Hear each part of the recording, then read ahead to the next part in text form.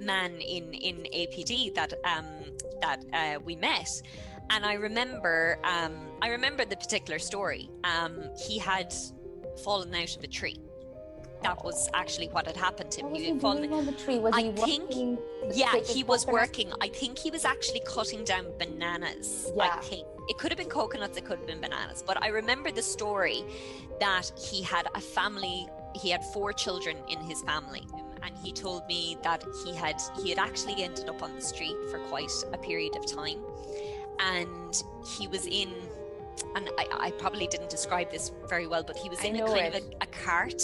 Yeah. Yes. It's you know just what a flat. It's just a flat with wheels on it. Yeah. But they use their hands. And he'd use his hands, and I was just. It was horrible. It was absolutely horrible. And I remember, he got a wheelchair.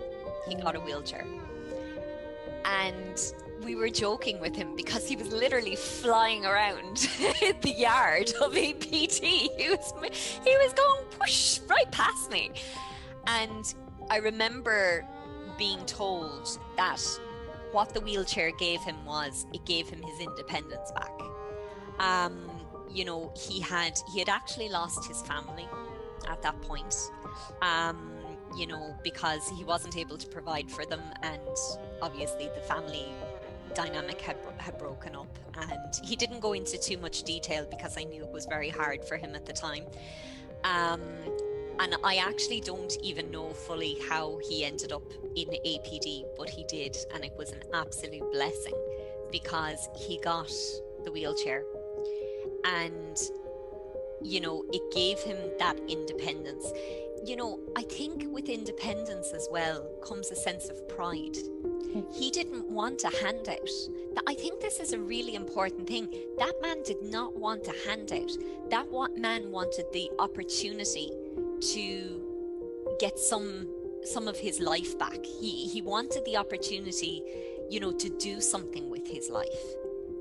And that's what the wheelchair gave him. And I remember thinking, wow, okay, all right, so this is where my money goes every month. I like that. I like knowing that indirectly I've helped this man, and yeah, I mean, I know that the whole concept of, charity is not necessarily about making yourself feel good or anything like that. I'm well aware of that, but there was a great, I was proud to be part of an organization that helped get him back his life. That's what I was proud of. So I was thinking of him as I was getting emotional, actually, and also of the countless children that I met in APD as well. I mean, there were so many. I remember there was one who used, they had that pool there, and I remember there was one who, there was something that had happened when she was born, and she didn't have the use of her legs, but she was getting there. She was getting there. They were using swimming to strengthen the muscles in her legs.